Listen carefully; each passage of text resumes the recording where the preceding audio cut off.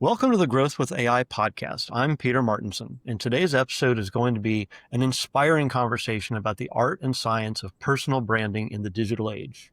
Our guest is Jenée Naquin, the visionary founder of JSQ Creative Agency, a boutique firm helping entrepreneurs and brands craft powerful online identities that connect, convert, and leave a lasting impression. With a background spanning fashion, photography, and brand storytelling, Jenée brings a creative edge to strategy, blending aesthetics with authenticity to help her clients show up confidently and consistently across every digital touchpoint. Through her signature social sprint and JSQ guide programs, she's redefining what it means to build a brand that truly feels like you. We're going to explore Jenée's unique approach to founder branding, how she turns personal stories into scalable business impact, and what every entrepreneur needs to know about standing out in an AI-driven content world. Jenée, it's great to have you here. Oh, thank you. It's always nice to hear someone else's introduction of you. Like, I know these are all things that exist about me on the internet, but it's lovely to hear it read from you. It sounds nice. Yes, oh, that's awesome. So just to start off with, tell me a little bit about your story. Like, how did you start getting into marketing and branding? I got into marketing by way of fashion design. Whenever I chose what I was going to do in the world, I went with fashion design because I love style and the power of style, and I just like creating things. So for 13 years, I worked in fashion in New York City, primarily designing handbags. But one day I was at a startup. So my last real job in fashion was working for a startup handbag company. And since we were so small, I became head of marketing. And that was partly because it was 2014 and I was one of the only people on staff that had fully embraced social media and blogging and e-commerce. Because in luxury fashion, these were things that luxury sectors were like the last to adopt. Right? A lot of digital spaces were seen as really janky and not luxury enough, to fit their brands. So I I was at the forefront of adopting it and pushing it out to my design clients saying guys, this is important. You need to add a blog to your website. You need to be on Instagram. And so with that being at this company, because I was already on these platforms, understood how they worked, I was bestowed head of marketing. I was a marketing company or a marketing department of one. And it was through doing that that I realized how much I loved it and that it was kind of a segue out of fashion for me, because I knew that one day I would leave New York and I needed a job that wasn't fashion based. So that's really how I started. And so then when I did start that, I was also suffered seriously from imposter syndrome, putting myself out there hey guys, I'm a marketer. But some of the first people to hire me were a lot of my past fashion clients, right? Because they knew I had style and taste and knew how to tell a great story and that I understood the product. So I started doing social media for many of these former clients. And then I put myself out there on some of these gig websites. And even still, I was like, oh gosh, who's going to hire me, right? I don't have agency, background. But then I started seeing that people were calling me, people were booking me just because I had fashion background, because they wanted someone who understood how to tell a lifestyle story, someone who had the aesthetic. And so then I started gaining a little bit more confidence. And then lastly, a concierge doctor's practice in New York, that was part of Mount Sinai, called me up one day to ask if I could do their social. And I was like, I don't get it. Why me? I don't know healthcare. And then when they started describing what they were building, I was like, oh, now I know why you want me, because I understand the luxury customer. I understand, right, how to build a beautiful presence online, how to translate an in-person luxury experience into an online one. And then that's when I realized, okay, like I'm a bona fide marketer, real people, real clients are calling, and that I had a niche. Like I really did understand a certain consumer. I understood a marketing channel really well, like how to translate what the customer needed into reaching their audience. And then kind of fast forward to today when I had to also start really marketing myself and decide how do I explain to people what I do. And then that's when I branded myself as a brand stylist. So a lot of people who do what I do, they are branders and content strategists, but I'm not like a run of the mill basic brander. Like I didn't come up through branding through the normal trajectory, but I came through fashion. So I call myself a brand stylist because I bring all of that knowledge from years in fashion into how I market people and brands. So does that answer the Yeah, that's a great story. question? I'm wondering, do the people who do Emily in Paris, did they call you for your story? Because boy, the parallels are remarkable. I know, I know. Whenever I was watching that, I was like, you stole my story. That's fantastic. So I was curious in you talk about that first impressions matter in personal branding. And can you talk about a time when repositioning a founder's brand made a real difference, a tangible difference in their business and how that it was received? Do you have a story for that? Yes, let's see. I have a few. So thinking which one I like. Well, perhaps I think one of the most interesting ones is a scientist who wanted she's a professor scientist, right? A professor of soil, specializing in urban toxicology.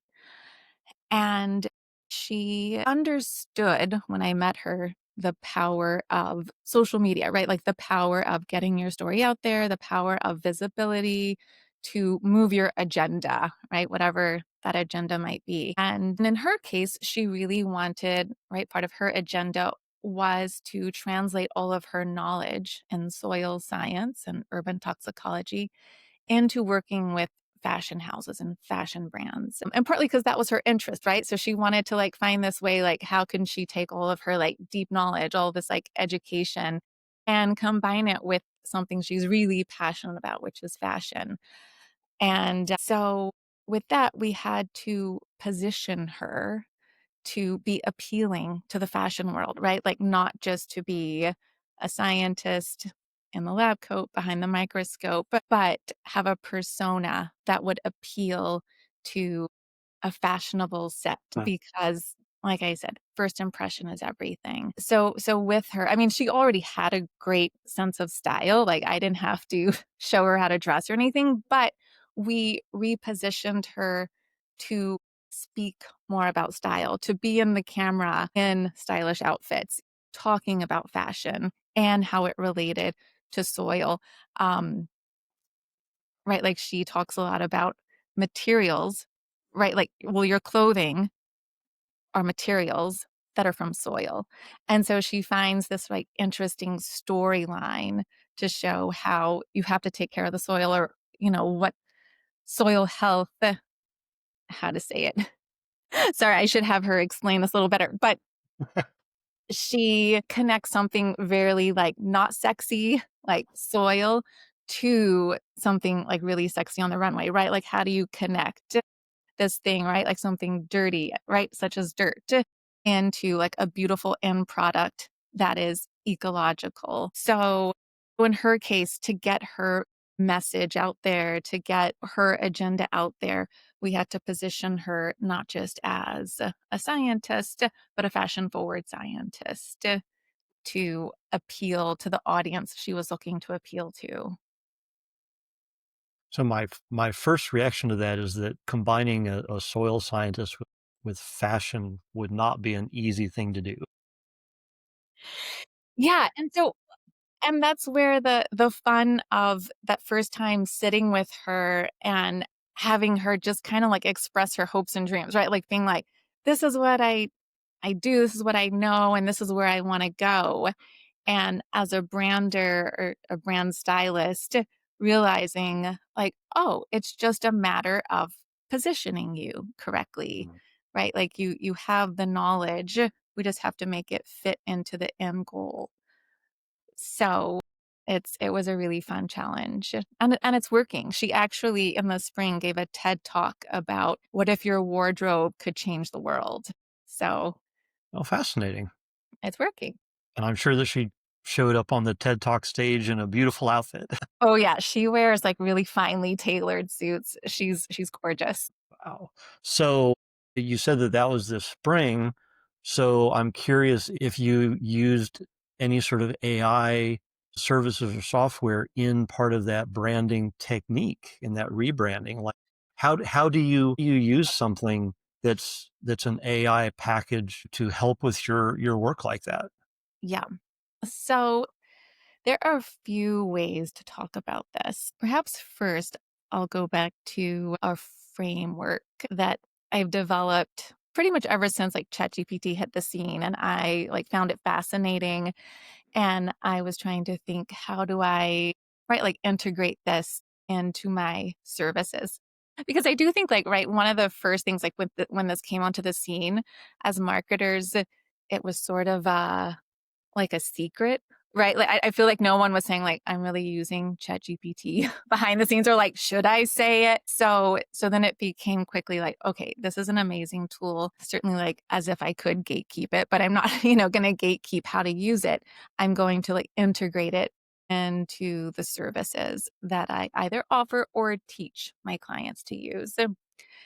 And so just like I said earlier, luxury was the last to adopt a lot of what I consider the disruptive tools of Mhm. marketing, right? Like with e-commerce, like a lot of your biggest, finest retailers, are failing because they didn't adopt e-commerce early enough, or other bloggers took over the luxury space because brands weren't quick to adopt it. And then lastly, with social media. So with that in mind, I thought, oh, this framework will be called stylish disruption. So it's about embracing disruptive technology with style because it's amazing technology and we've seen that if we don't embrace it early on, we'll fall behind and someone else, right, will fill the void. But it's Right. understandable that I mean, when you are like the soil scientist or any of the brands that I work with that speak to a very discerning clientele, or have like a lot of accolades and they can't come off looking or sounding robotic or not professional. So how do they use all of these tools in a way that still shows them in the best light? So in the stylish disruption framework, you start with that baseline brand. So really understanding. So just like any way you would start marketing, you start with the brand. But before you even touch the tools, you get really clear on who are you, what do you stand for, right? What are your values? All the things that make the foundation. And not until you're clear on that then you move over into the tools. So then you move into AI, right? And you don't have it output anything until you give it all that kind of input. The Mhm. input that clearly defines who you want to show up as, um, all the things that make you unique in the world.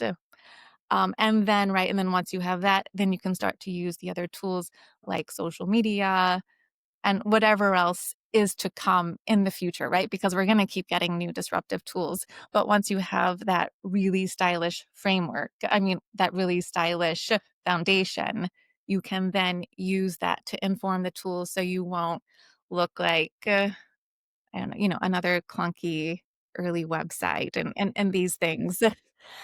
Um, and so with that in mind, the way I bring that back to the client is, right, like a lot of clients, like they're professionals in their own right. They're not professional content creators. But one of the reasons I do focus now on personal brands is because everyone, for better or worse, has to be a content creator. Like, you have to like, if you want to get your idea out there, if you want to, build a legacy of some sort, if you wanna, like, just promote whatever business that you've started, you have to put yourself out there. But not everyone is trained to write the best LinkedIn post or, to create a month of content on Instagram. So, what I do is get that foundation for them, right? Like, show them this is who you are. This is where you want to be. This is what you want to talk about. Like, you want to educate your consumer. You want to show them value. You want to give them a little piece, about you, and then give them the proper prompts to then go into something like a large language model to help them create the content that Mhm. will move them forward. So, in a way that still sounds like them, is still talking about what they want to talk about, but with the efficiency and, speed of an LLM. Yeah. Okay.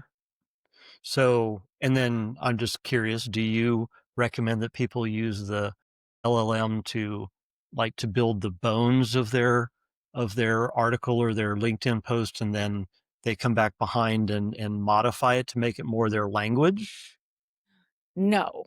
Mm. I think it needs to always start with you. Mhm. The thing is, I mean, marketing 101 is really good storytelling. Mhm. And and that comes from personal lived experiences or the thoughts in your head that morning. And so before it ever goes into an LLM, at the very least, it's like a brainstorm. If you wanna just take the very simplest form, something that even I do or that I tell clients to do is turn on voice dictation, say it all into, like, your notes app, like, get all the ideas and thoughts into there. And then you could even take something as rudimentary as that and then put it into the LLM. And again, that LLM has already been trained on, like I said, like your foundation. It understands all that already. And now this is just like idea of the day or maybe idea of the month. And then the LLM can fine tune it into a more customer facing article. And then, of course, with refinement after that, I mean, rarely to never is it gonna hit it the first try. So, constantly refining it until it really hits what you want it the the Uh, thought that you were trying to relay. And, I mean, what's nice too, like, what I love about it, especially if you're, like, a creative who has so many ideas, they'll, can really help compartmentalize all the ideas, again, into a structure that's easier to consume for the audience. Very neat. So I that's an interesting idea to use the voice dictation to drop your brainstorming into your phone and then drop it straight into an LLM to start turning that into a post. That's a clever idea. Great, thank you. So, but are there other AI services that you're using in your firm? Are there video or image The services or Yeah. So, well, I mean, now I mean, my favorite LLM is ChatGPT. Some of my other advice is pick a favorite LLM and then just go all in on it because it starts to learn you and you can just get better output over time. Like, for instance, I love, when I come back a month later and I'm like, hey, remember that thing we were working on a month ago called whatever? Well, now, like I want to build on that. And it's like, oh, yes, I remember, and then it can keep going because also within each LLM, I mean, like they're upgrading like every week or something. yep.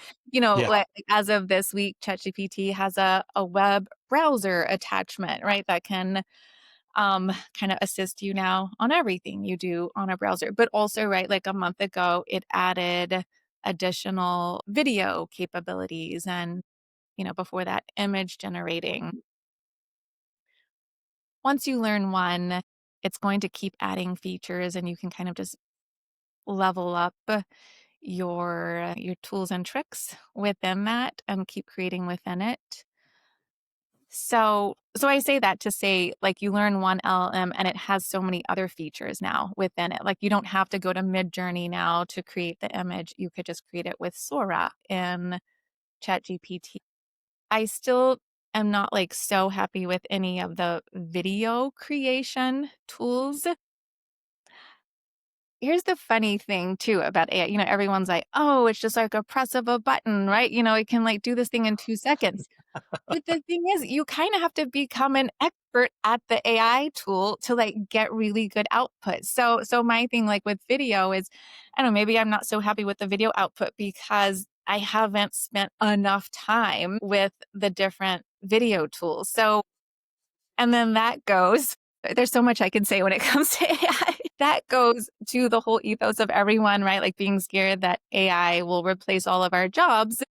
And I don't think I'm the one to have said this first, but AI won't replace us, but people who know how to use AI will replace us. So, like I'm saying, I know that this AI generator can make videos, but I can't seem to get the video that I want out of it. But if I had an employee whose, like, time was all dedicated to figuring out how to use all the different AI video software, we could probably get the videos that I wanna get. But there are some things, so for instance, like, because I'm a creative agency and I'm used to years, like, just creating the content, like, I already, like, have the vision, like, that's the thing, I have the vision, I have the know-how to put things together, and I can kinda put it together fast.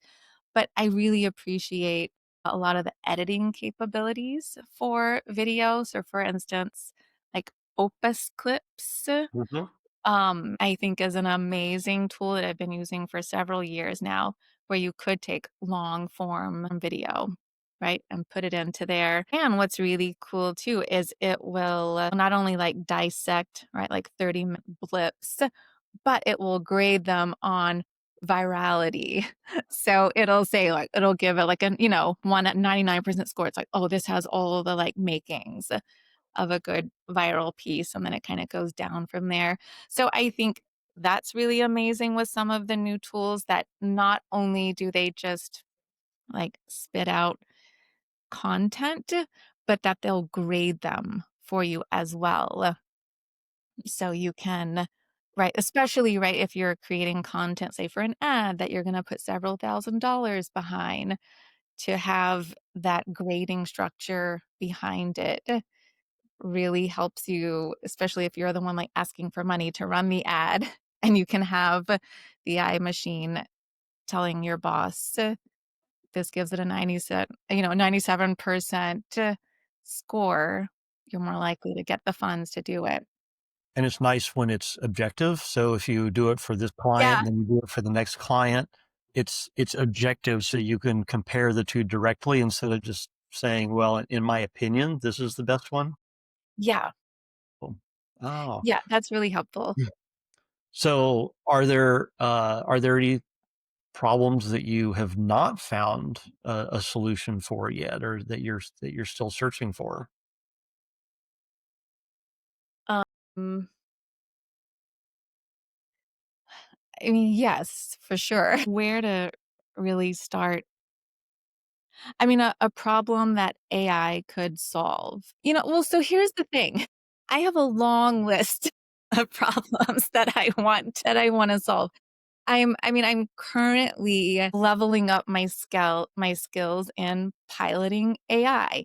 Like, I've just been kind of throwing spaghetti almost at just, like, taking whatever it is that day and going kind of as fast as I can. And I'm finally, like, sitting back and creating more of a structured framework around piloting AI in the business, because there are so many uses. So the thing is, yeah, I step 1 is list what are all the things that have to get done every day and have to get done for every client project.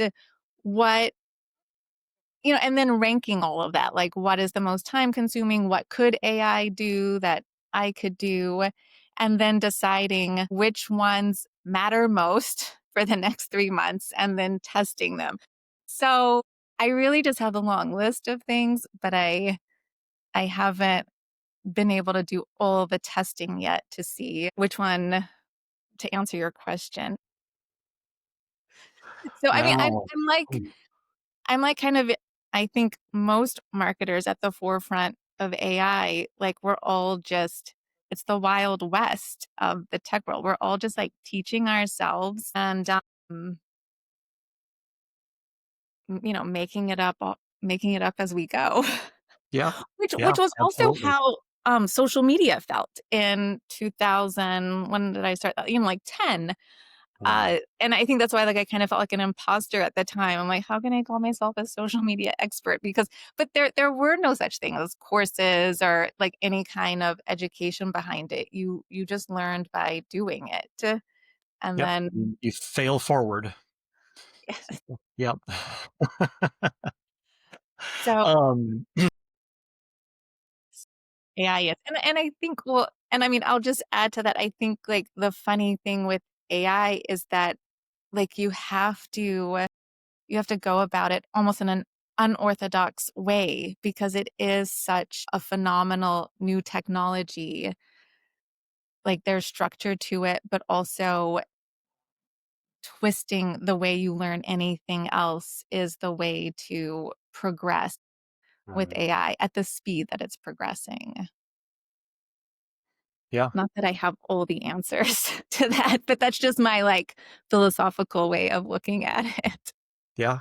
Oh, I agree. I'm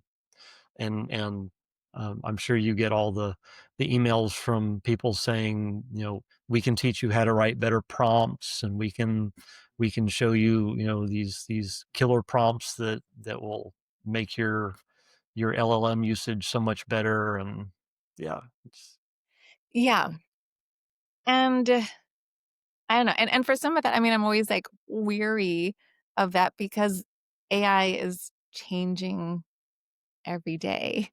Mm. So, it's I don't know, my method is just use it every day.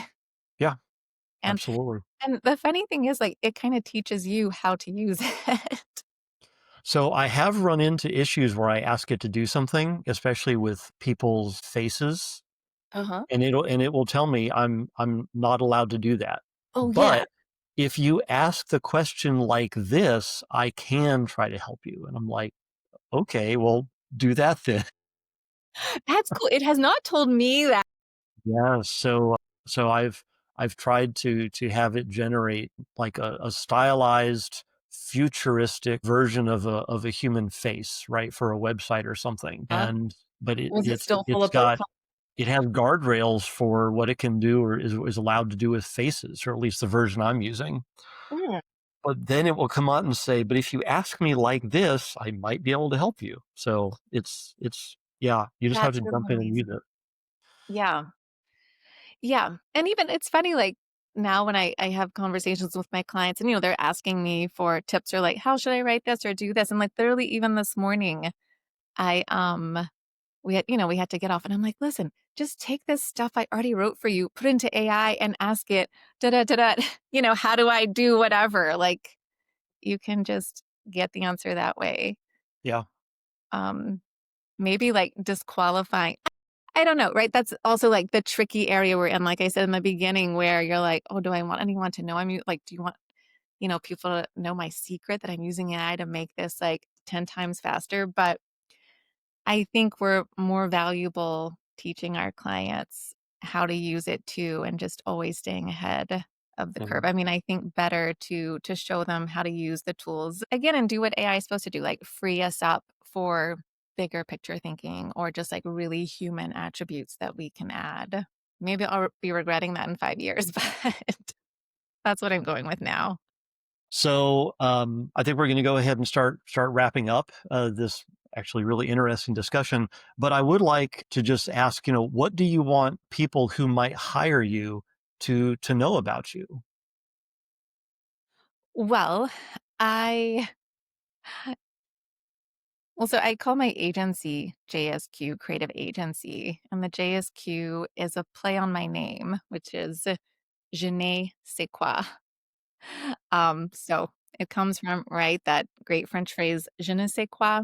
Hmm. And And that all comes from me truly believing that everyone has that je ne sais quoi.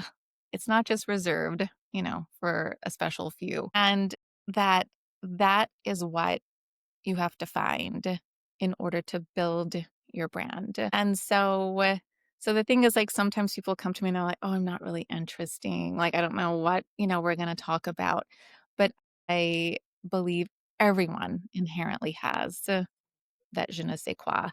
And so that is what I like to uncover and then help to